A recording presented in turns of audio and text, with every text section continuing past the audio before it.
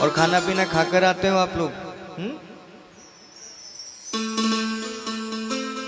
और आजकल एक व्यवस्था हो रहा है हाई टी।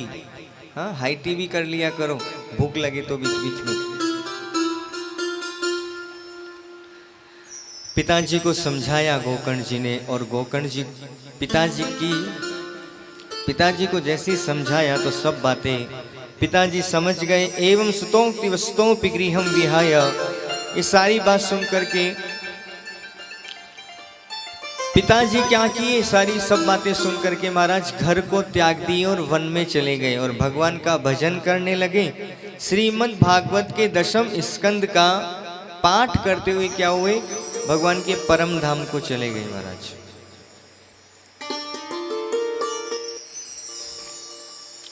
इधर पिताजी तो वन में चले गए। अब जो गोकर्ण जी महाराज थे, उन्होंने मन में विचार किया। गोकर्ण जी ने सोचा, गोकर्ण जी महाराज ने सोचा पिताजी तो अब चले गए हैं वन में, अब बारी मेरी है। अभी धुंधकारी किसी की सुनता तो है नहीं, अभी मुझे सताएगा, मुझे परेशान करेगा। तो उन्होंने क्या किया, वो भी महाराज तीर्थाटन पे निकल गई। धुंधकारी गृहे तिष्ठ पंचवन्य धूवृतः। धीरे धीरे समय बीता। एक दिन ही अपनी माँ को मारने लगा महाराज। माँ को जलती हुई लकड़ी से मारने लगा ये धुंधकारी, और कहा धन कहाँ छुपा रखा है। माँ बड़ी दुखी हुई, और रात्रि काल में माँ ने क्या किया, पास वाले कुएं में जाकर के कूद गई महाराज, अपनी देह का त्याग कर दिया। आज तो माँ भी चली गई इसकी, अब घर में कोई रहने वाला नहीं। तो ये क्या हुआ महाराज, स्वतंत्र हो गया, आजाद हो गया। क्या हुआ, इधर देखिए आप, मेरी ओर देखिए सब, इधर इधर कथा इधर है। प्रेम से कहिए जय श्री कृष्ण, राधे राधे। माँ चली गई, पिताजी वन में चले गए, भैया तीर्थाटन को चले गए। अब तो जो धुंधकारी था महाराज आजाद हो गया, स्वतंत्र हो गया। स्वतंत्र का मतलब समझते हैं अब क्या होता है? स्वतंत्र मतलब आजाद। स्वतंत्र का मतलब होता है स्व मानी खुद का, और तंत्र मतलब नियम। अपने नियम में रहना उसे क्या कहते हैं, स्वतंत्र। और दूसरे के नियम में बंध के रहना उसको बोलते हैं परतंत्र, दूसरे के अधीन। तो स्वतंत्र रहना तो ठीक है, लेकिन आजाद रहना गलत है। हाँ? आए और जाए, कोई पूछे भी नहीं कहाँ जा रहा है, कहाँ से आ रहा है, ये आज़ादी है महाराज। ये आज़ादी कभी नहीं देनी चाहिए। हाँ, इंग्लिश का शब्द है फ्रीडम। फ्रीडम मतलब यही हमारे संस्कार को खराब करते हैं।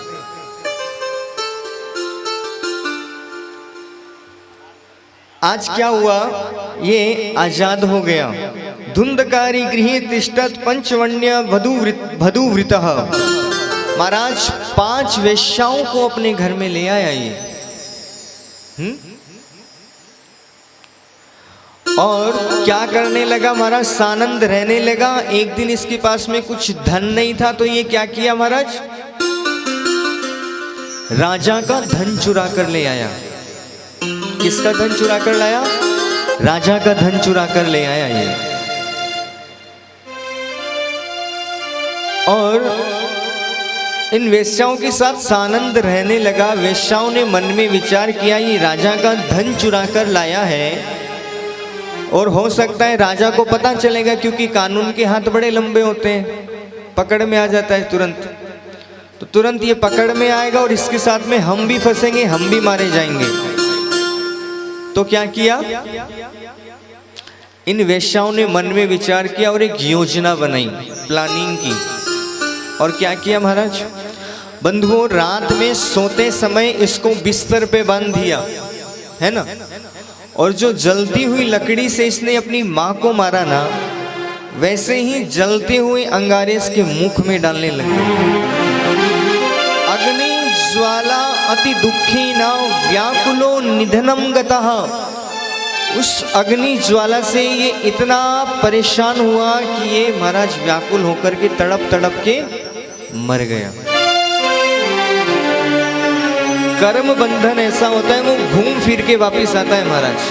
कर्म, आपने जो कुछ किया है अवश्य में वो भुक्तव्यम, वो अवश्य आपको भोगना पड़ेगा, कहीं भी बाकी नहीं रह जाता। कर्म क्या होते हैं? आपकी परछाई होती है, आपके साथ चलते रहते हैं कर्म। आज ये मर गया, अपनी देह का परित्याग किया, इधर वेश्याओं ने सारा धन चुरा करके महाराज ये वहां से भाग गई। गोकर्ण जी महाराज को पता चला कि ये जो है मेरा भाई भी परम धाम को चला गया है। था तो बड़ा दुष्ट, लेकिन उन्होंने सोचा कि वो महाराज भगवान के धाम गया है। साधु संत कभी किसी का बुरा नहीं चाहते। उन्होंने अनेक अनेक तीर्थों में तीर्थाटन करते हुए अपने भैया के लिए, पिता के लिए क्या किया महाराज, माता के लिए क्या किया, अनेक पितृयज्ञ किए, अनेकों अनेक पिंडदान किए, यहाँ तक कि गया में भी श्राद्ध किया। कुछ समय बाद में वे लौट कर अपने घर को आए। जैसे ही वे अपने घर में आए तो घर में आते क्या हुआ, ये जो धुंधकारी था ये क्या हुआ, प्रेत बन गया था महाराज। जो आदि अवस्था में जाता है, अल्पकाल जिसकी मृत्यु होती है वो प्रेत योनि को प्राप्त होता है। अनेकों अनेकों प्रकार से जैसे जैसे जिसकी मृत्यु होती है, कोई किसी को सर्प काट ले तो अनेक प्रकार के उसको दुख से क्लेशों से दुखी होना पड़ता है। तो आप ऐसे भी कह सकते हो कि राजा परीक्षित को भी सर्प काटा था, इनकी भी मृत्यु वैसे हुई थी।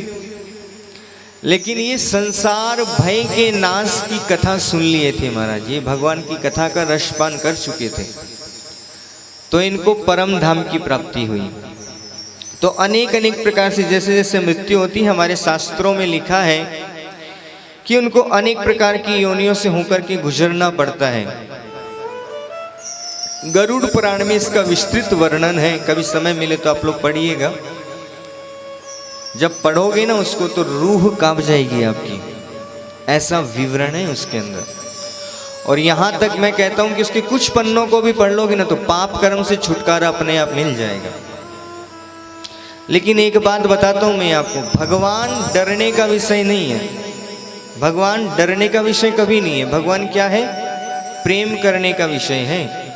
भगवान डराते थोड़ी है कभी। भगवान तो ऐश्वर्य से आपको युक्त करते हैं, वो ईश्वर है। उनका हृदय तो बड़ा दयालु है, वो डराने वाला कार्य कभी नहीं करते। कुछ ठोकरें यदि आपको जीवन में लगती है तो आप ये समझिएगा कि ये इस पे मेरा ही साइन था। ये जो समस्याएं मेरे जीवन में आई ना, इसमें सबसे पहला साइन जो है वो मेरा ही है, सिग्नेचर। मेरे ही कुछ कर्म ऐसे हैं जिसके कारण मुझे समस्याएं मिली है। सनत कुमार कहते हैं, नारद जी महाराज जैसी गोकर्ण जी महाराज अपने गांव में आए तुंगभद्रा नदी के तट पर, जैसे अपने घर में घुसे, घर में प्रवेश किया तो क्या देखा कि सायकाल के समय था, रात्रि काल के अंदर में ये जो प्रेत था ये अनेक अनेक रूप धारण करने लगा महाराज। कभी तो ये बछड़ा बन जाता और कभी ये शेर बन जाता, कभी भेड़िया बन जाता, कभी सर्प बन के लटक जाता महाराज। लेकिन प्रेत योनि की एक बात है, उसके पास देह नहीं होती तो वो आपके साथ में कुछ नहीं कर सकती। आपके अंदर प्रवेश कर जाए तो बात अलग है, वो तो भगवान की कृपा। जब आप अपने अंदर तुलसी कंठी माला धारण करोगे तो आपके ऊपर नेगेटिविटी कभी भी नहीं आ सकती है, वो असर ही नहीं करेगी आपके ऊपर में। यहाँ तक कि आपके सामने आने से भी कतराएगी। सारी योनियां होती हैं, कोई बात मिथ्या नहीं है, कोई झूठ नहीं है, सब कुछ होता है इस दुनिया में। जो आचार्यों ने लिखा है सब है इस योनि, सारी 84 लाख योनियां है, कुछ भी ऐसा नहीं कि ना हो। आचार्य कहते हैं जैसे ये इन्होंने देखा कि ये कौन है, बार बार हमें डराने का प्रयत्न कर रहा है, तो इन्होंने पूछा बार बार कि कौन हो भैया तुम। अब ये बोल नहीं पा रहा था, तो आत्मदेव जी ने, गोकर्ण जी ने क्या किया, जल का छींटा इसके ऊपर मारा। जैसे जल का छींटा मारा तो इसमें बोलने की ताकत आई। तो इन्होंने कहा अहम भ्राता त्वदीयोस्मि, मैं तुम्हारा भाई हूं और मेरे पाप कर्म करने से क्या हुआ, मैं इस प्रेत योनि में आ गया महाराज। और भैया मैं बहुत परेशान हूं, मुझे यहां से आप बाहर निकालो।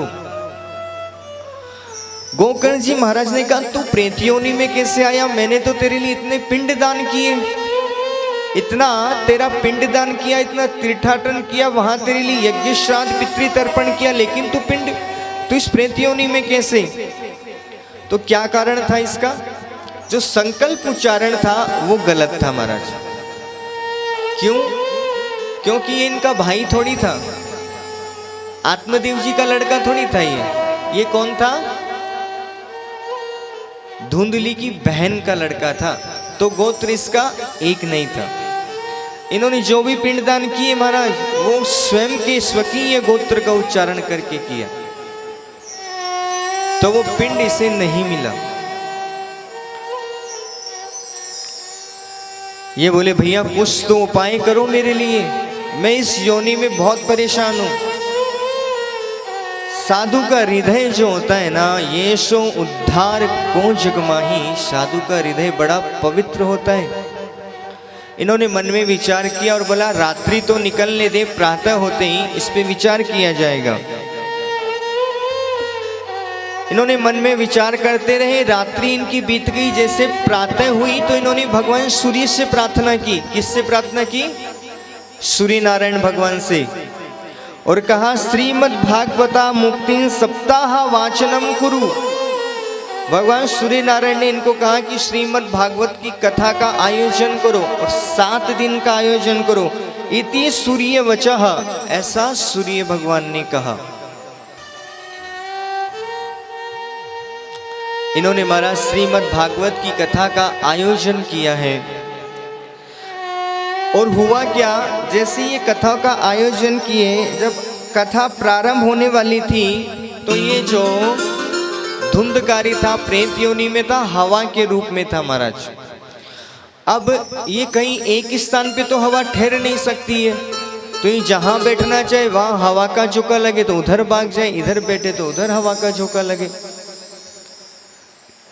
जैसे मंडप बने हुए वैसे मंडप में एक 7 गांठ का बांस था महाराज, तो ये उस बांस में जाकर के बैठ गया। तब से ये प्रथा चालू हुई कि 7 गांठ का बांस श्रीमद् भागवत जी में लगाना चाहिए। वैसे ये जो बांस था उस बांस से मंडप बना हुआ था, तो इसको बैठने का कोई स्थान नहीं मिला, तो ये उसमें जाकर विराजित हुआ।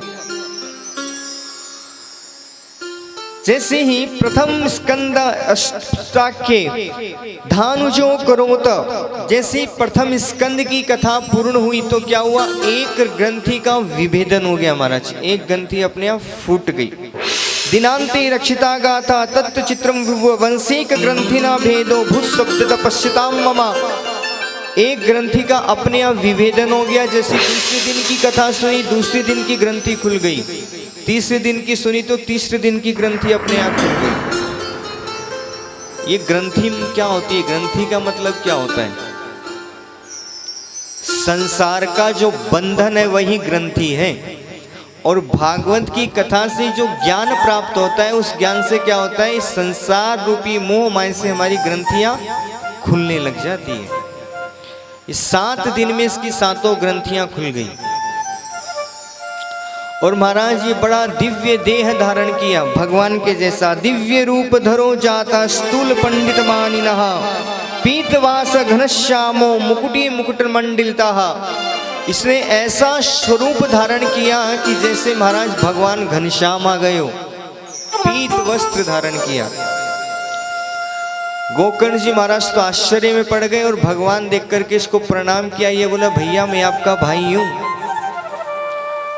भगवत की कृपा से देखो कैसा देह धारण मिला इसको। और भगवान के दूत इसको लेने आ गए।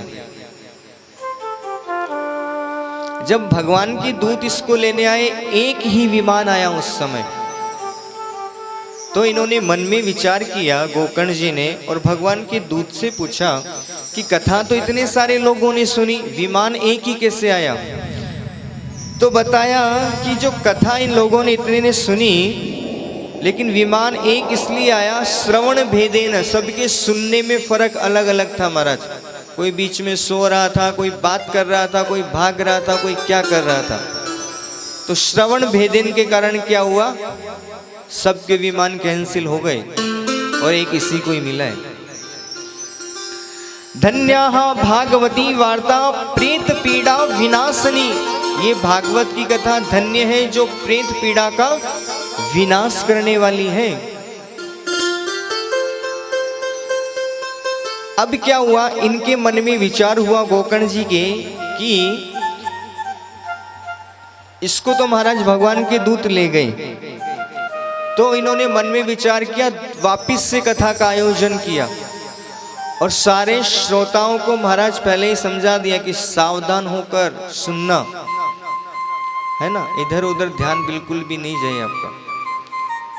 तो क्या होगा, जैसे 7 दिन की कथा सबने सुनी तो इस बार क्या हुआ, भगवान के दूत नहीं आए, कौन आए, स्वयं घनश्याम ही लेने आए इनको। बोली भक्तवत्सल भगवान की जय। गोकर्णेन स गोपालो गोलोकं गोलवल्लभं कथा श्रवणतः प्रीतो निर्ययो भक्तवत्सलः। भक्तवत्सल भगवान स्वयं श्री कृष्ण आए हैं आज इन सब भक्तों को लेने। या तो स्वयं श्री राजा राम अपनी प्रजा के साथ लेके गए थे सबको वैकुंठ में, या ये गोकर्ण जी महाराज सभी अपने श्रोताओं को अपने साथ में लेकर के गए थे।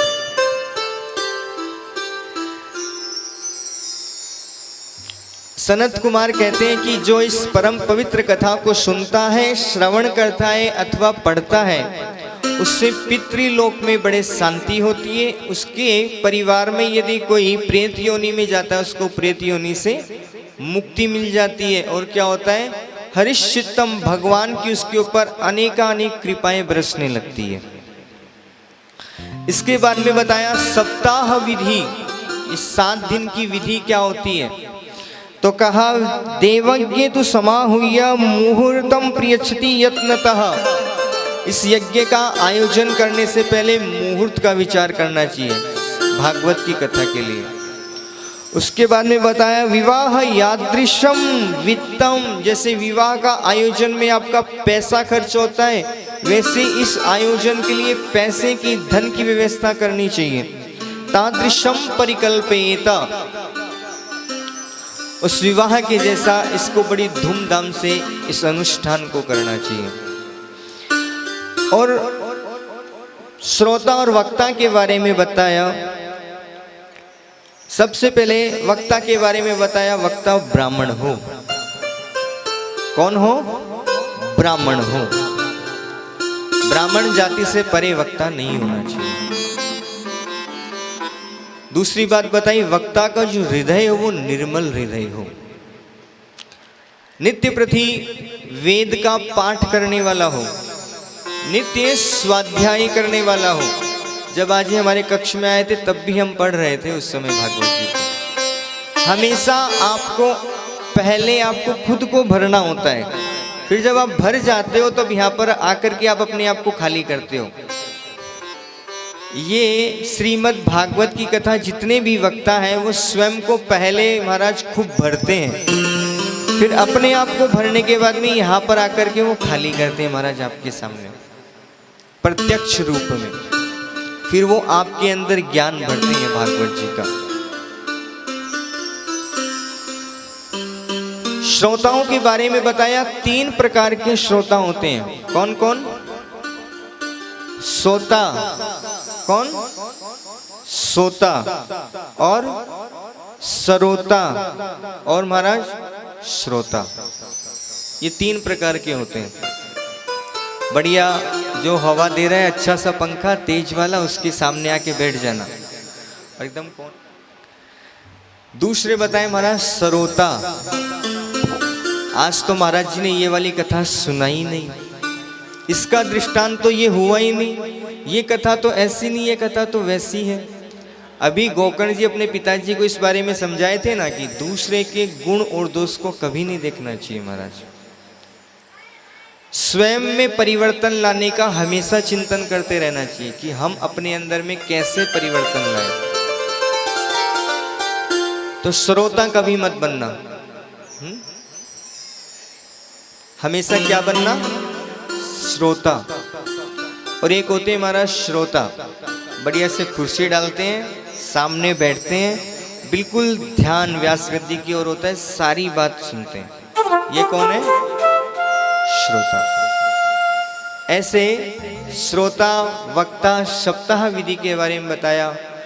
काम, ईर्ष्या, द्वेष, ये सब अपने हृदय से निकाल करके भगवान की कथा सुननी चाहिए। यदि आप अपने अंदर से भरे रहोगे तो यहाँ पर आप कुछ भी नहीं भर पाओगे, यहाँ से आप खाली लौट जाओगे महाराज। प्रसाद मिल जाएगा यहाँ से, प्रसाद को पा करके चले जाओगे। लेकिन प्रभु की कृपा चाहिए तो अपने अंदर से द्वेष भावना, अहंकार, इनको आपको त्याग करके यहाँ बैठना होगा, तब गोविंद की दृष्टि आपके ऊपर होगी। ऐसे श्रीमद् भागवत जी का महात्म्य के 6 अध्यायों का वर्णन है। ये पुष्प भगवान के चरणों में हम सब अर्पित करते हैं श्रीमद् भागवत के महात्म्य को। बोलिए राधे रानी सरकार की जय हो। राधे तेरे चरणों की, श्यामा तेरे चरणों की, गर धूल जो मिल जाए, सच कहता हूँ राधे, सच कहता हूँ मेरी तकदीर बदल जाए, राधे तेरे चरणों की, श्यामा तेरे चरणों की, सुनते हैं तेरी रहमतें, दिन रात बरसती है, सुनते हैं तेरी रहमत, दिन रात बरसती है, राधे जी दिन रात बरसती है, एक बूंद जो मिल जाए, एक बूंद जो मिल जाए, मन की कली खिल जाए, राधे तेरे चरणों की, श्यामा तेरे चरणों की। ओ हरे रामा रामा रामा हरे हरे, हरे कृष्ण कृष्ण कृष्ण हरे हरे, हरे राम राम राम हरे हरे, हरे कृष्ण कृष्ण कृष्ण हरे हरे। ये मन बड़ा चंचल है,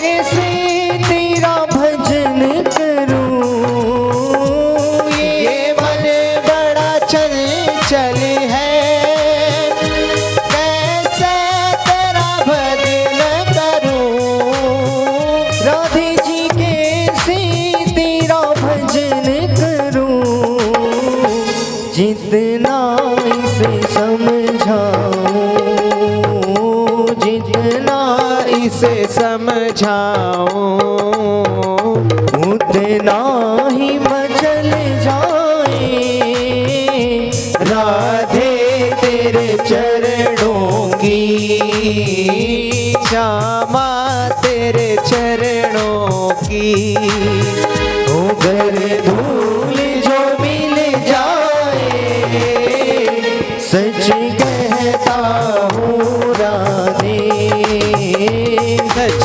कहता हूँ राधे। तकदीर बदल जाए राधे तेरे चरणों की, श्यामा तेरे चरणों की। ओ नजरों से गिराना ना, चाहे जितनी सजा देना। नजरों से गिराना ना, चाहे जितनी सजा देना। नजरों से जो गिर जाए, नजरों से जो गिर जाए, वो मुश्किल वो संभल पाए। राधे तेरे चरणों की, श्यामा तेरे चरणों की। कर धूल जो मिल जाए, श्यामा तेरे चरणों की। राधे तेरे चरणों की, श्यामा तेरे चरणों की। राधे तेरे चरणों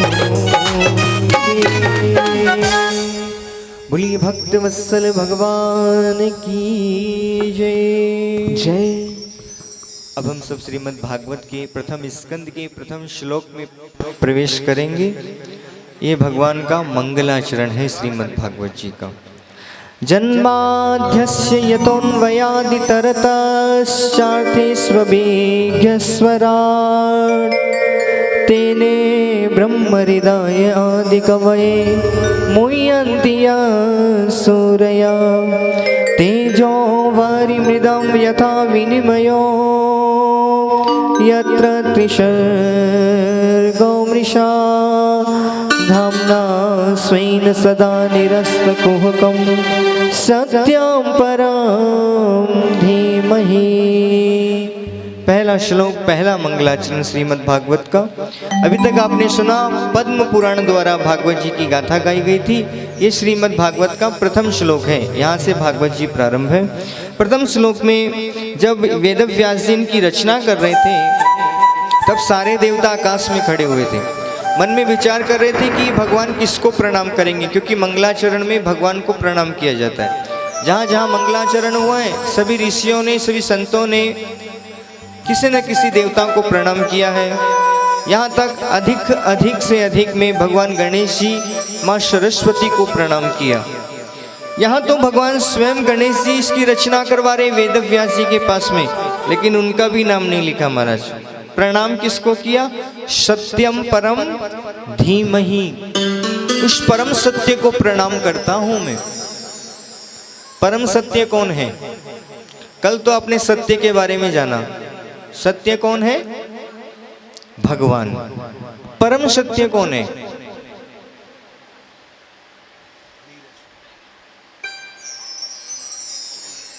शिव।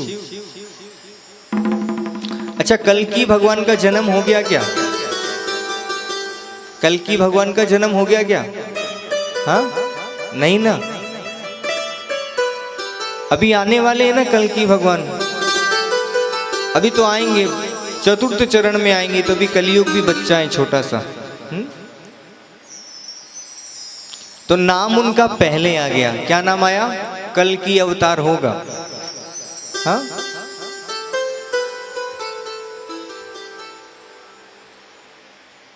भगवान का जो नाम है ना वो क्या है? परम सत्य है। क्या है? परम सत्य। तो परम सत्य क्या है? उस ईश्वर का नाम। श्रीमद् भागवत जी का अंतिम जो श्लोक है उसमें लिखा है, नाम संकीर्तनम यस्य सर्व पाप प्रणाशनम। भगवान के नाम का संकीर्तन करने से सारे पाप कलमश धुल जाएंगे। सारी भागवत जी का जो सार लिखा वो क्या लिखा? भगवान का नाम। ये वही सत्य है बंधुओं। तो सत्य कौन है? भगवान। और परम सत्य कौन है? भगवान का नाम। वैसे इस श्लोक के अनेकों अनेक अर्थ है, अगर मैं करना चाहूँ तो 10-20 अर्थ तो मैं आपके सामने अभी भी कर दूं, लेकिन समय का भाव है, इस श्लोक को लेकर बैठ जाऊं तो कथा आगे नहीं चलेगी। वैसे ही हम बहुत पीछे चल रहे हैं। हाँ, एक तो आप लोग आते ही 3:30 बजे हो, और 3 घंटा का टाइम मुझे दे रखे हो। जन्माध्यक्ष यतोन्वयादि तरतश्चार्थिस्वभिज्ञ स्वराट। जो जन्म लेती इतरेतर हो गई महाराज। हाँ, जन्म का हुआ मथुरा में और कहाँ चले गए? गोकुल में जन्म लेती। जन्माध्यक्ष यतोन्वयादि तरतश्चार्थिस्वभिज्ञ स्वराट। और वो कैसे हैं? स्वराट हैं। उनको किसी की वोट की जरूरत नहीं कि ये वोट डालेगा तो मैं क्या बनूंगा? भगवान बनूंगा। वो स्वयं में स्वराट है, उनकी खुद की सत्ता है। तेने ब्रह्म हृदय आदि कवये मुह्यन्ति यत् सूर्यः। उनकी लीलाओं को देख के बड़े बड़े विद्वान, बड़े बड़े ब्रह्मा जी भी मोहित हो जाते हैं। आगे जब कथा चलेगी चतुर्थ पंचम दिवस में, उसमें सुना जाएगा कि ब्रह्मा जी भी मोहित हो गए थे। तेजो वारी मिदाम यथा विनिमयो यत्र तिसर्गो मृषाम। और वो कैसे भगवान ने लीला करते करते कभी मिट्टी भी खा जाते हैं। हाँ, ऐसे गोविंद है। धामना स्वेन सदा निरस्त कुहकम सत्यम परम धीमहि। ऐसे परम सत्य भगवान को मैं बारंबार प्रणाम करता हूँ। ये प्रथम श्लोक की व्याख्या है श्रीमद् भागवत के मंगलाचरण के। 3 श्लोक हैं मंगलाचरण में। दूसरा श्लोक है धर्मः प्रयोजित केतवोत्र परमो निर्मत्सराणां सतां वेद्यां वास्तवमत्र वस्तु शिवतम तापोत्रयन्मूलनं श्रीमद्भागवते महामुनिकृते किं वा परेरीश्वरा सद्योरिध्यवरुस्तनेत्र कृतभिः शुश्रूभिस्तक्षणा। 4 बातें बताई इसमें: विषय, प्रयोजन, संबंध और अधिकारी।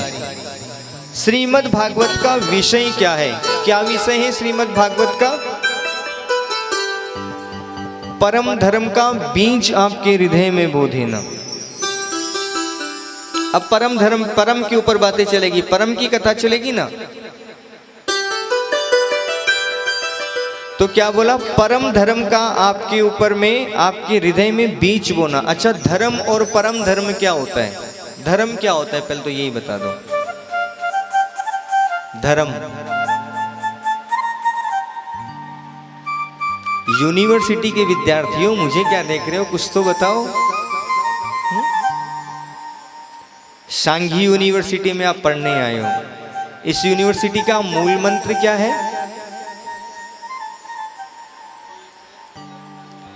श्री कृष्ण दर्शन लालसा। खाली लालसा लालसा याद मत रखो, किसकी लालसा है वो भी याद रखो। हाँ, आपके मन में हाईटी की लालसा जग रही होगी। हाँ, महाराज जी जल्दी सी कथा करें, आरती हो और हाईटी प्रारंभ हो, ये वाली लालसा है क्या? अरे मंत्र तो याद रखो भगवान की। हाँ, विषय इसका है परम धर्म का आपके अंदर में बीज बोना। धर्म क्या होता है? जो सांसारिक दृष्टि से आप जो कार्य करते हो, परिवार का भरण पोषण के लिए कार्य करते हो, अथवा आप कोई भी कार्य करते हो, उसको कहते हैं धर्म, संसार के लिए, है ना। और जो कार्य आपका भगवान के लिए हो वो क्या होता है? परम धर्म। तो अभी आप जो कर रहे हैं वो क्या है? परम धर्म कर रहे हैं। जैसे 7 दिन से आप फ्री हो जाएंगे, फिर आप सुबह उठ के जाएंगे, वापस घर को आएंगे, घर की सेवा करेंगे, ये क्या होगा? धर्म है आपका, ये आपका धर्म है परिवार को चलाना। और परम धर्म क्या है? भगवत नाम लेना, सत्संग में जाना और सत्संग संबंधी चर्चाएं करना, ये क्या है? परम धर्म। तो श्रीमद् भागवत का जो प्रयोजन है वो क्या है? भक्तों के हृदय में परम धर्म का बीज बोना। दूसरा बताया इसका अधिकारी। श्रीमद् भागवत का अधिकारी कौन है?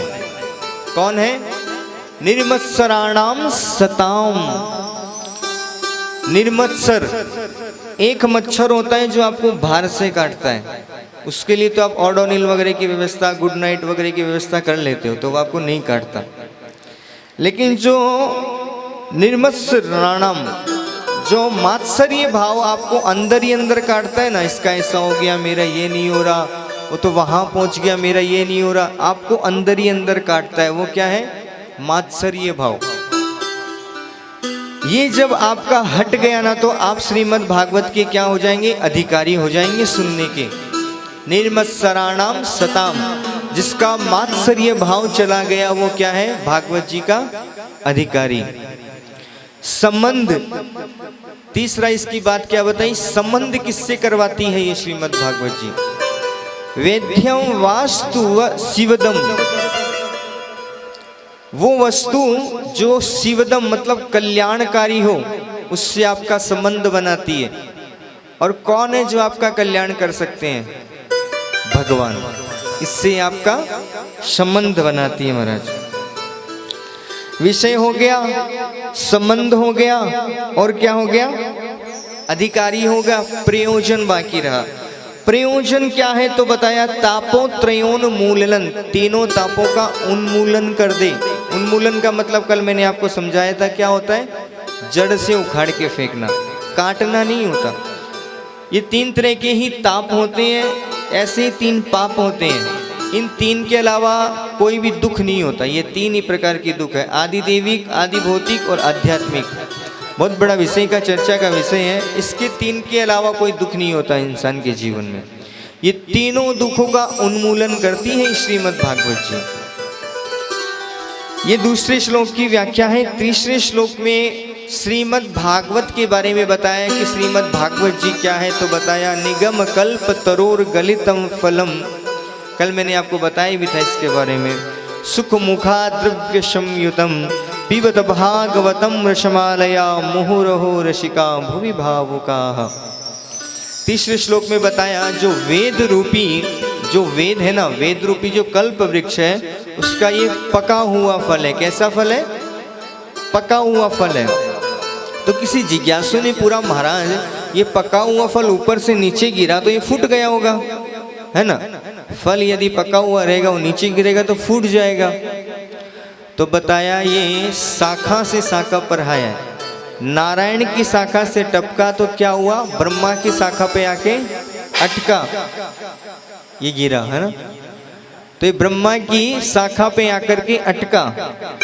ब्रह्मा की शाखा से टपका तो ये नारद की शाखा पे आके लटका, और नारद की शाखा से टपका तो क्या हुआ? वेदव्यास जी की शाखा पे आके टपका, और वेदव्यास जी की शाखा से क्या हुआ? भगवान सुखदेव जी ने इनको ग्रहण कर लिया महाराज। और सुखदेव जी ने राजा परीक्षित को सुनाया। अब यहाँ पर निगम कल्प तरोर गलितम फलम, ये जो फल है ये गला हुआ फल है, पूरा पका हुआ फल है। गला हुआ का मतलब पूरा पका हुआ। निगम कल्प तरोर गलितम फलम सुख मुका द्रव्य संयुतम। और ये फल में क्या हुआ? तोते ने चोंच मार रखी है महाराज, तो ये अमृत हो गया। मीठा तो था ही ये, और तोते ने चोंच मार दी तो क्या हुआ? मीठा हो गया। तोते में विशेषता होती है, वो जिस भी फल को चखेगा तो क्या हो जाएगा? वो मीठा हो जाएगा। पहले जब राजस्थान में थे, जब बेर चुगते थे ना महाराज, तो उसमें देखते थे कि खाया हुआ है क्या, और उसी को ही उठाते थे। जब उसको खाते थे तो बड़ा मीठा होता था वो। ये विशेषता होती है तोते में। तोता अपनी जिज्ञासु प्रवृत्ति से क्या करता है? किसी भी वृक्ष पर बैठता है और उसके बीच में जाता है महाराज। जो फल पका हुआ रहता है उसी में वो चोंच मारता है, और फिर क्या करता है? थोड़ा सा रस चूसता है और बाकी फिर छोड़ के उड़ जाता है, पूरा नहीं ग्रहण करता। ऐसे सुखदेव महाराज जी ने इसमें क्या किया महाराज? अपनी अमृत रूपी चोंच मारी, तो ये अमृत बन गया। पीबतम भागवतम रसमालया, इस रस को सुनना नहीं चाहिए। क्या करना चाहिए महाराज? इन कर्णपुटों से पीते रहना चाहिए हमेशा। कल मैंने आपको बताया भी था पीने का मतलब क्या होता है, पीने से आपको क्या हो जाएगा, है ना? मुहुरहो रसिका भुवि भावुकाः, रसिक होकर के इसको पीना चाहिए।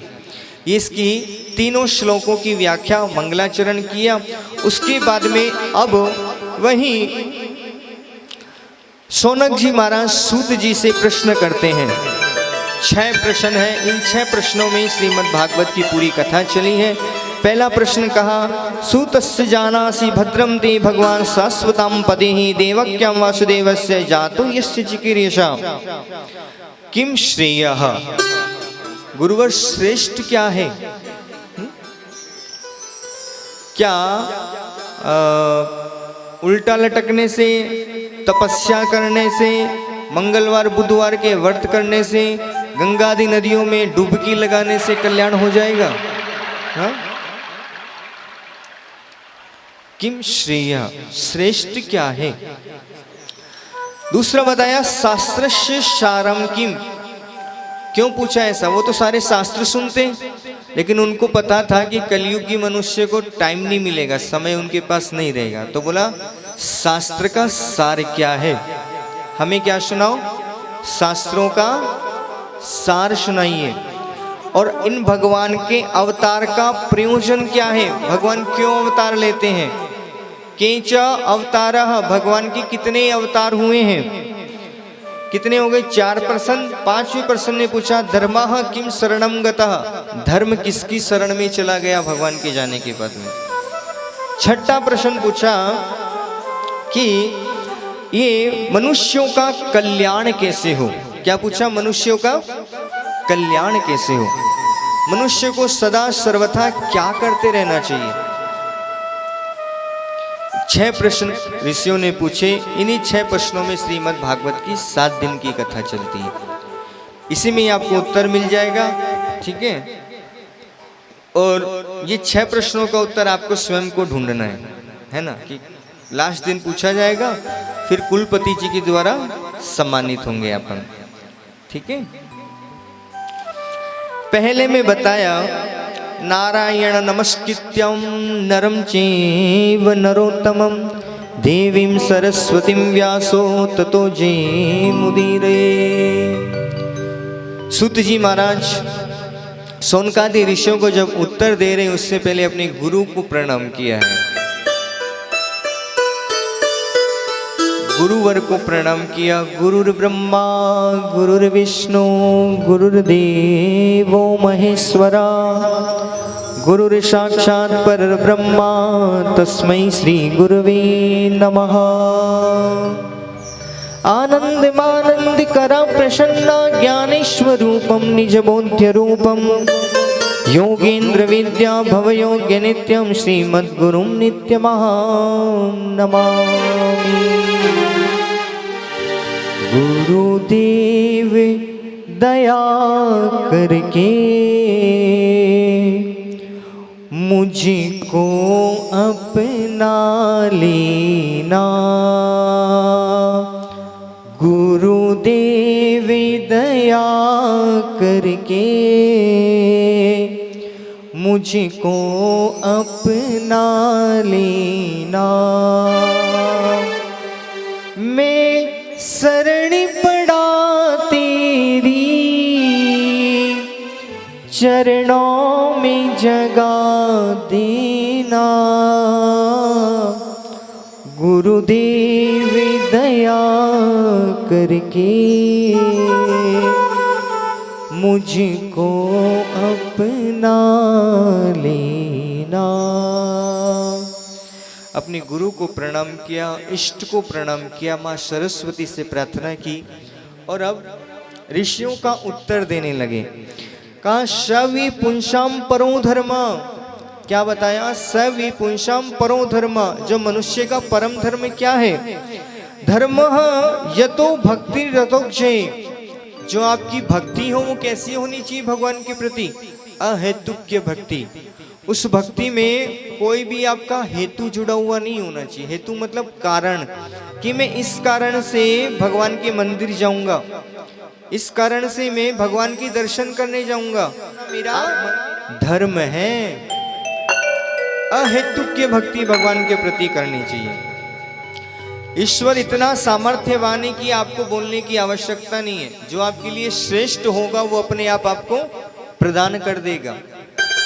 अहेतुक्य भक्ति यथात्मा संप्रसिद्धति। और जैसे हम अनुष्ठान करवाते हैं, कोई मन की कामना रखते हैं, उसमें भी सिर्फ एक कामना होनी चाहिए कि भगवान की प्राप्ति हो जाए, भगवान के दर्शन हो जाए। यदि आप कोई कारण हेतु के कारण से यदि कोई परम पवित्र अनुष्ठान को करते हो, तो श्रीमद् भागवत कहती नोत्पाद्यति रतिम शर्म एव ही केवलम।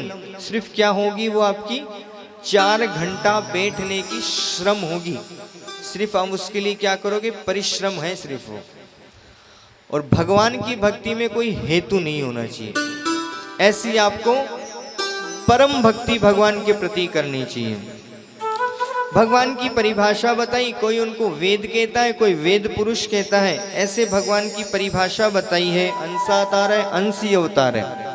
पूर्ण अवतार में 2 ही भगवान है। कौन कौन कौन कौन से अवतार? भगवान श्री कृष्ण, प्रभु श्री राम, ये 2 अवतार पूर्ण अवतार बताए। 24 अवतारों का वर्णन किया, 24 अवतारों के नाम बताए। उन्हीं 24 अवतारों की कथा श्रीमद् भागवत जी में आती। जैसे जैसे जन्म होगा भगवान के, जो जो अवतार होंगे उनके बारे में आपको बताऊंगा कि ये भगवान का प्रथम जन्म है, द्वितीय जन्म है, तीसरा जन्म है। ठीक है, इसके बारे में इसके बाद में सूत जी महाराज से सोनकादि ऋषियों ने प्रश्न किया।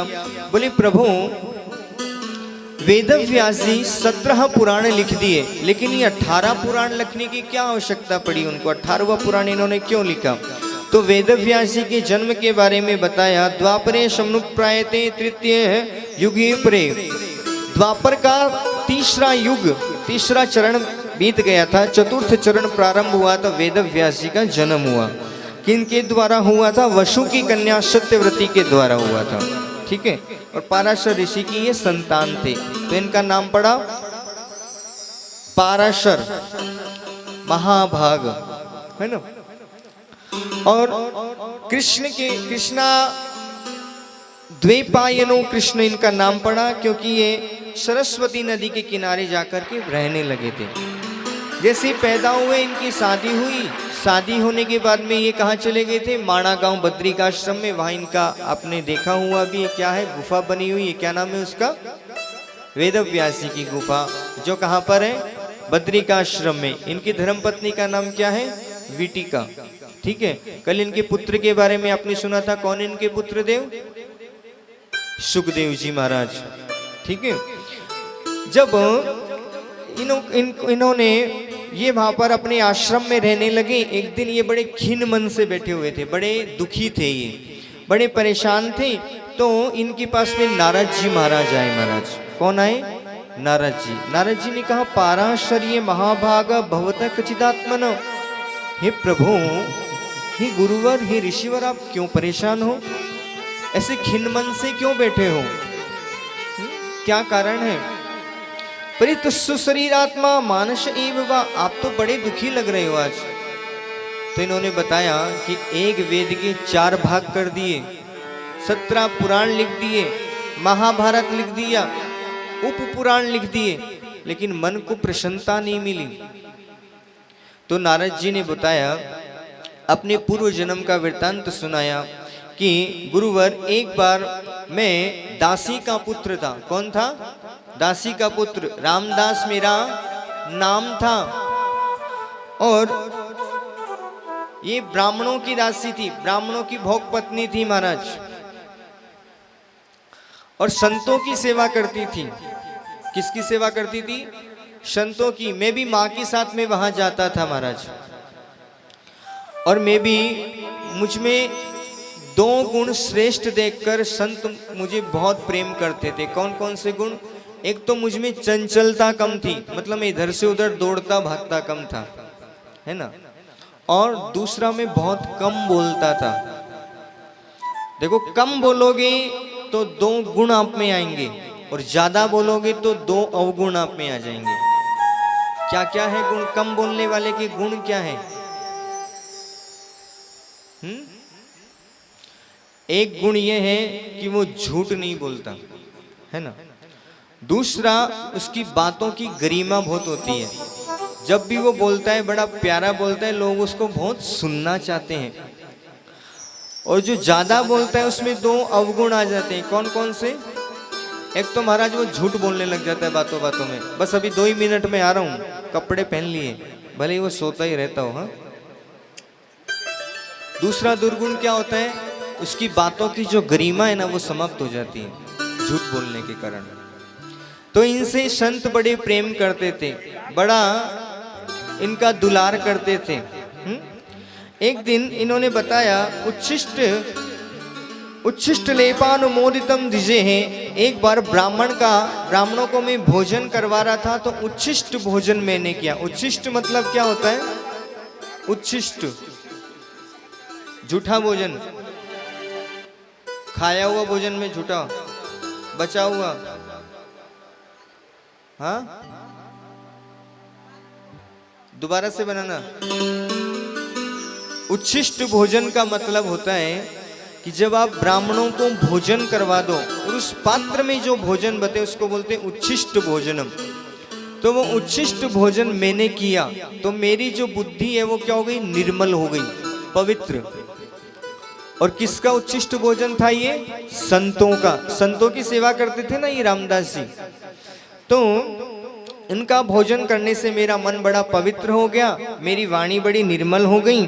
और धीरे धीरे समय बीता, लेकिन मेरी माँ को एक चिंता सताने लगी कि ये संतों की बड़ी सेवा करता है, तो क्या हो कि ये संत जो है मेरे इस बच्चे को ना ले जाए। तो इन्होंने बड़ी चिंता हुई।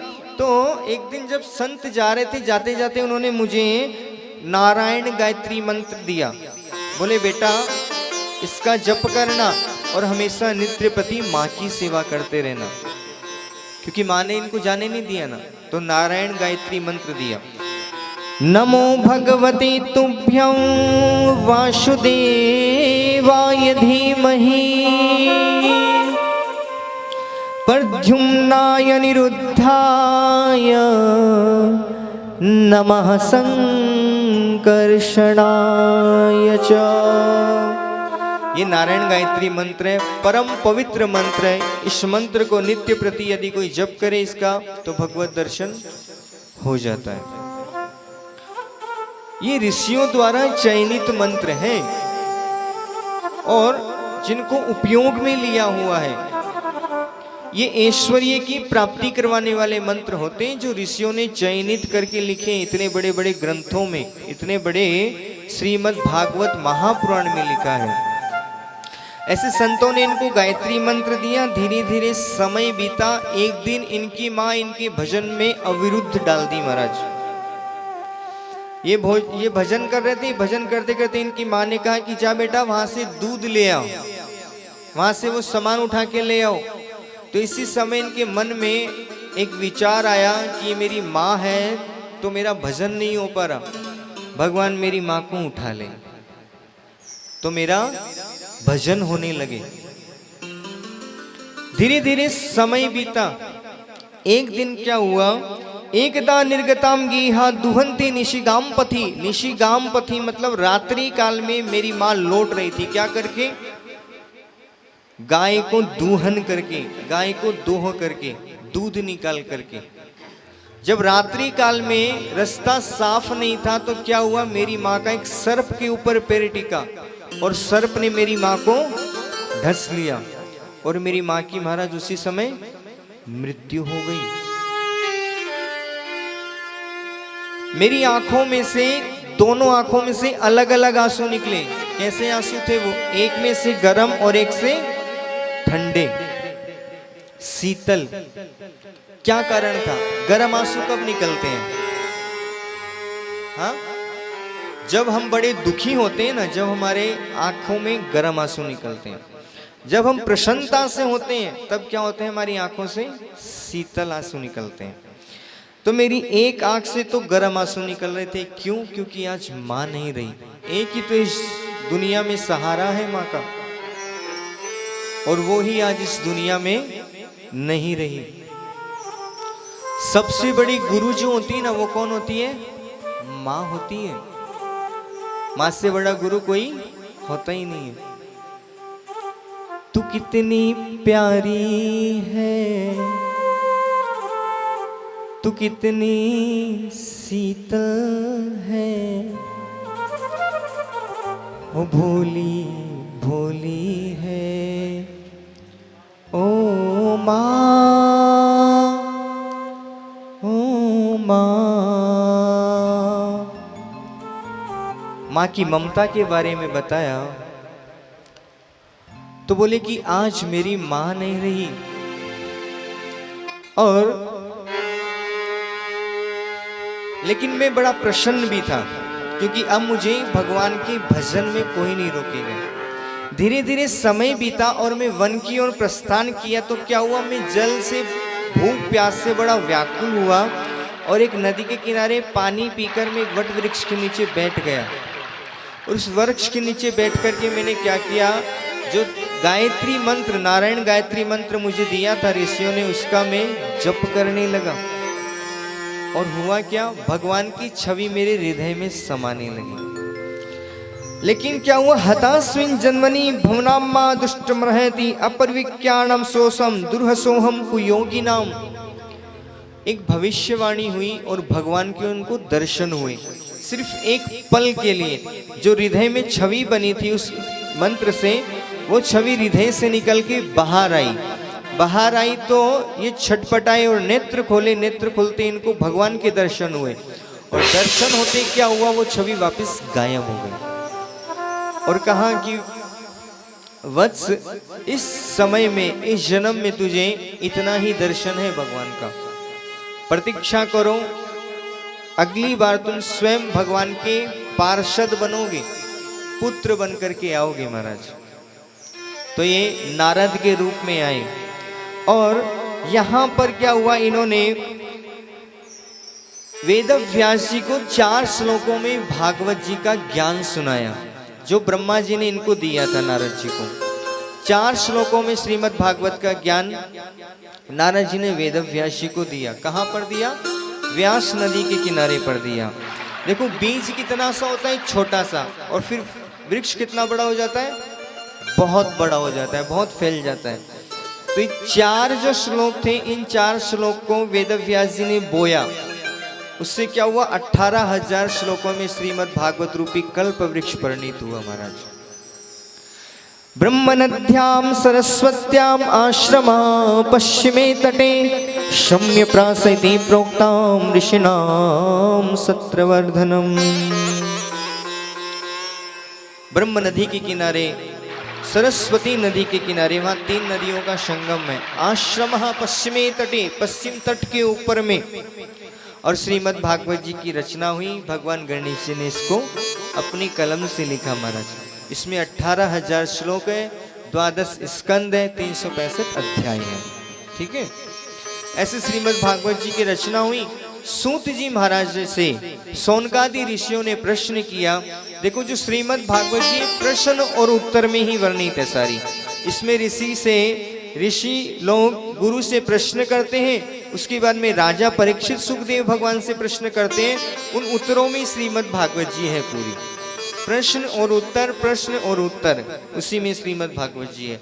तो आप भी मुझसे अध्यात्म के कोई भी प्रश्न भागवत जी होने के बाद कर सकते हो, बीच में डिस्टर्ब नहीं करना। उसके बाद में आपके मन में जो भी प्रश्न हो वह आप मुझसे पूछिएगा, उसका उत्तर आपको दिया जाएगा। लेकिन होना चाहिए आध्यात्म की दृष्टि का, आध्यात्म से अलग नहीं हो वो प्रश्न।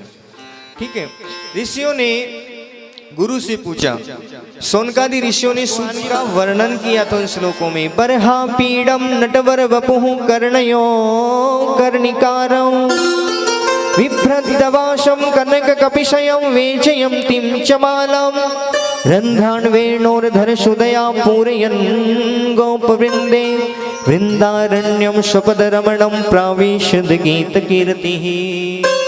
वो भगवान श्री कृष्ण मोर का मुकुट धारण किए हुए, अधरों पे वंशी रखे हुए, पीरा पीतांबर पहने हुए, काली कामर डाले हुए और मुकुटों से मणियों से जड़ित है वो, और क्या कर रही, यमुना के किनारे घूम रहे हैं। ऐसा सुंदर वर्णन बताया।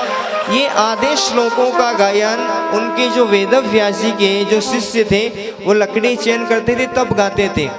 एक दिन जो इनके पुत्र थे सुखदेव जी महाराज, उनके कानों में ये मंत्र पढ़े तो इन्होंने उन शिष्यों को बुलाया कि ये श्लोक आपने कहाँ से सीखा? मैं तो निराकार ब्रह्म की उपासना करता था, ये तो भगवान का बड़ा सुंदर स्वरूप है। तो इनके मन में लालसा जगी। फिर ये दौड़े दौड़े उन शिष्यों के साथ में गुरु के आश्रम पर आए। तो गुरु के जैसे आश्रम पर आए तो देखा ये तो पिताजी हैं। पिताजी को प्रणाम किया गुरु रूप में, और वहीं पर इन्होंने श्रीमद् भागवत की कथा अपने पिता के मुख से सुनी। तो सूत जी महाराज से शौनकादि ऋषियों ने पूछा कि ये कथा सुनी किसने उनसे? तो बोले राजा परीक्षित ने। बोले राजा परीक्षित ने क्यों सुनी? बोले राजा परीक्षित को 7वें दिन मरने का श्राप लगा हुआ था, इसलिए राजा परीक्षित ने ये कथा सुनी। अब बंधुओं, जब राजा परीक्षित की कथा का वर्णन आता है तो इसमें महाभारत की कथा आती है। महाभारत की कथा में आता है कि दुर्योधन की जंघा टूट चुकी थी, है ना, भीमसेन के द्वारा, उसकी गदा के प्रहार से। और क्या हो रहा था? भीमसेन की जंघा टूट चुकी थी, और जो अश्वत्थामा था वो क्या था? दुर्योधन का मित्र था महाराज, गुरु पुत्र था। और यहाँ पर पांडव युद्ध जीत चुके थे, ठीक है। उसी समय ये क्या किया? अश्वत्थामा इसके पास में आया और बोला कि मित्र, इतने बड़े युद्ध में तो पांडव नहीं मारे गए, लेकिन मैं उनको मार दूंगा। ये बड़ा प्रसन्न हुआ। बोले तू इतना बड़ा काम कर देगा? इतने बड़े युद्ध में नहीं हो उसका, तू कर देगा? बोले हाँ मैं कर दूंगा। तुम्हें मित्र पर भरोसा है ना? बोले हाँ। इधर भगवान ने अर्जुन को कहा कि ये रात्रि किसकी है? प्रसन्नता की रात्रि है, तो हमें क्या करना चाहिए? आनंद करना चाहिए। तो इस शिविर से निकल के वो लोग बाहर चले गए दूसरी शिविर में, और गलती क्या हुई? अपने 5 पुत्रों को उस शिविर में सुला दिया जहां पांडव सोते थे। इधर ये अश्वत्थामा क्या किया? आया रात्रि काल में और अंधेरे में महाराज उन 5 पुत्रों को मार दिया, धड़ से अलग उनका शरीर कर दिया। और फिर क्या किया? मन में विचार किया कि ऐसे तो दुर्योधन विश्वास करेगा नहीं, तो ये 5 सिर में अपने साथ में ले जाऊं महाराज। एक थैली के अंदर, मतलब एक गौनी, कोई भी एक पात्र के अंदर 5 शरीर को ले गया महाराज डाल करके। जो किनके पुत्र थे? पांडवों के पुत्र थे महाराज, आतताई। अब ये क्या किया? उन 5 के सर काट करके ले गया और दुर्योधन को कहा, देखो मित्र, मैं 5 पांडवों को मार लाया हूं। इसको दुर्योधन का एक श्राप था कि जब तू जिस समय बड़ा प्रसन्न होगा और उसी समय यदि तुम्हें बहुत बड़ा दुख होगा तो तेरी मृत्यु हो जाएगी। तो इसने मन में विचार किया कि तो बड़ी प्रसन्नता की बात है, इतने बड़े युद्ध में जो पांडव नहीं जीते गए उसको पल भर में मेरा दोस्त, मेरा मित्र मार के ले आया महाराज। ये बड़ा प्रसन्न हुआ। लेकिन जैसे चांद की रोशनी में जाकर के, उजाले में जाकर के देखा, वो जो पुत्र की जो सिर थे वो महाराज पांडवों के सिर नहीं थे, उनके पुत्रों के सिर थे। सिर को ऐसे हाथों से भींचा तो सिर महाराज फूट गया। अभी बड़ा दुखी हुआ कि इसने तो हमारे वंशज में कोई पानी देने वाला भी नहीं छोड़ा। इसी समय इसको बहुत बड़ा दुख हुआ और इसी समय इसकी मृत्यु हो गई। ये तो महाराज अपनी देह का परित्याग कर दिया। इधर अश्वत्थामा को पता चला कि यदि अर्जुन को पता चलेगा तो मुझे छोड़ेगा नहीं। ये महाराज अपने रथ पे सवार होकर के वहां से दौड़ पड़ा। इधर माँ को पता चला, द्रौपदी को, कि मेरे 5 पुत्र मारे गए। माता शिशूनाम निधनम सुतानाम निशम्य घोराम परिताप्तमाना।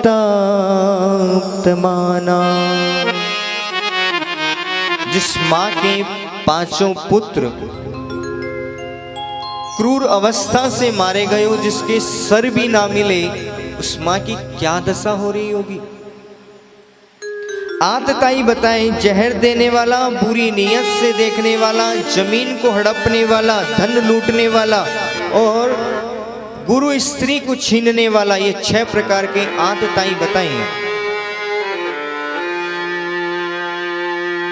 माँ बड़ी क्रंदन करके रोने लगी कि आज मेरे 5 पुत्र निर्धन अवस्था में मारे गए। इधर अर्जुन ने संकल्प किया कि जिसने इन पुत्रों को मारा है, मैं तेरे सामने लाकर जो तू बोलेगी उस प्रकार से इनका मृत्यु दंड दूंगा। संकल्पित होकर के गए हैं यहाँ से, और महाराज इनका रथ भगवान श्री कृष्ण चला रहे हैं और अर्जुन पीछे बैठे हैं। इधर अश्वत्थामा दौड़ रहा है, दौड़ते दौड़ते भगवान श्री कृष्ण उसके अर्जुन का रथ भयभीत हुआ तो इसने क्या किया महाराज, एक ब्रह्मास्त्र का प्रयोग किया। बड़ी विशेष अवस्था में ही ब्रह्मास्त्र का प्रयोग किया जाता है बंधुओं, और इसने उस ब्रह्मास्त्र का प्रयोग किया। भगवान ने अर्जुन को समझाया, वो ब्रह्मास्त्र को वापस लौटा दिए, और महाराज उसको जैसे ही पकड़ दी, भगवान ने कहा मैंने पार्थी महेश्वरी त्रातुम ब्रह्मिमाम जही, इसको पकड़ के कहीं मत ले जाओ, इसको क्या करो यहीं मार दो। भगवान बोले इसको अर्जुन को, ये बोले नहीं मैं वहां संकल्प करके आया हूं, वहां जाकर के इसको मृत्यु दंड दूंगा। लेकिन ये भगवान की लीला को अर्जुन समझ नहीं पाए बंधुओं, और हुआ क्या, ये उसको घसीटते घसीटते शिविर में ले गए, जिसी से मना कर दिया। जिसके पुत्र मारे गए 5, सर नहीं है, कितनी दुखी है वो अंदर से, लेकिन जो अपराधी है उसके बारे में विचार किया कि इसकी जो माँ है वो भी इस युद्ध में विधवा हो गई, उस पर क्या गुजरेगी, मारने से मना कर दिया। मुंचताम मेसा ब्राह्मणो नितराम गुरु, इसको मत मारो, ये गुरु पुत्र है। आज जैसे मैं दुखी हो रही हूं वैसे ही कल इसकी मां दुखी होगी, तो इसको मारो मत। इधर भीमसेन बोले अगर इसको नहीं मारेंगे तो मैं मेरे तरीके से मारूंगा। अर्जुन भगवान की ओर देखे, बोले क्या करूं प्रभु। अब तो वो टेढ़ी टांग वाले ना, वो टेढ़ी बात करते हैं। वो बोले ब्रह्म बंधुर्न हंतव्यम आतताई वधारणा, इशारा किया था, बोले तेरे को पहले बताया ना कि वहीं मार दे, तू माना नहीं मेरी बात। अब क्या बोल रहे हैं, ब्रह्म बंधुर्न हंतव्य, ब्राह्मण का पुत्र या ब्राह्मण हो उसका कभी भी मारना नहीं चाहिए उसको कभी भी, और आतताई न वधारण, और आतताई को कभी छोड़ना भी नहीं चाहिए। अब तो अर्जुन बड़े परेशान हो गए, मन में विचार किया कि क्या करना चाहिए। तो गीता का उपदेश दिया था भगवान ने, मृत्यु दंड ब्राह्मण को कैसे मिलता है, उसका अपमान कर देना, भरी सभा से उसको बाहर निकाल देना, क्या होगा, उस ब्राह्मण को मृत्यु दंड के समान है। तो महाराज मणिजहार मूर्धन्या द्विजस्य समूर्जहा, ब्राह्मणों के यहाँ पर एक मणि होती है, मणि, उस मणि को महाराज निकाल दिया, इसका आधा मुंडन करवाया, भरी सभा में इसको अपमानित करके धक्का देकर के बाहर निकाल दिया। इसको बड़ा अपमानित, अंदर से मृत्यु ही समझा अपनी। जैसे ही बाहर निकला तो इसने मन में विचार किया कि इनके सभी तो मारे गए, लेकिन जो उत्तरा है वो क्या है, अभी गर्भवती है। क्या है, तो क्यों ना इनके कुल का ही सर्वनाश कर दूं महाराज। तो इसने क्या किया, ब्रह्मास्त्र का प्रयोग किया उत्तरा के घर पर। जैसे इसने ब्रह्मास्त्र का प्रयोग किया तो उत्तरा दौड़ी दौड़ी भगवान के पास आई, और किसी के पास नहीं गई थी, पांडवों के पास में, भगवान के पास आई। पाहि पाहि महायोगी देवदेव जगत्पते, नान्यं तद्भयं पश्यात् यत्र मृत्यु परस्परम्। जब मृत्यु का भय परस्पर हो तो क्या करते हैं, हम गोविंद के शरण में जाते हैं ना, ऐसी ये आई थी उत्तरा भगवान की शरण में। तो भगवान को पता चला कि इसने ब्रह्मास्त्र का प्रयोग किया है, किसने, अश्वत्थामा ने। तो इन्होंने क्या किया, उत्तरा के गर्भ की